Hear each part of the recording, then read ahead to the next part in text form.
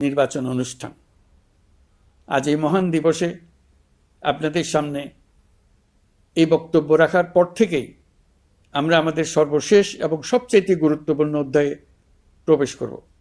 আমরা এবার একটা নির্বাচিত সরকারের কাছে দায়িত্ব হস্তান্তরের প্রক্রিয়া শুরু করব। অন্তর্বর্তী সরকারের পক্ষ থেকে আমি প্রধান নির্বাচন কমিশনারের কাছে চিঠি পাঠাবো, যেন নির্বাচন কমিশন আগামী রমজানের আগে 2026 সালের ফেব্রুয়ারি মাসে জাতীয় নির্বাচন অনুষ্ঠানের আয়োজন করেন। আপনারা সকলেই দোয়া করবেন যেন সুন্দরভাবে নির্বাচন অনুষ্ঠান করে এদেশের সকল নাগরিক একটি নতুন বাংলাদেশ গড়ার কাজে সফলভাবে এগিয়ে যেতে পারে। আমরা সরকারের পক্ষ থেকে এই নির্বাচন যাতে সুষ্ঠু, শান্তিপূর্ণ এবং উৎসবমুখরভাবে সম্পন্ন করা যায় সেই জন্য সকল প্রকার সাহায্য সহযোগিতা প্রদান করব।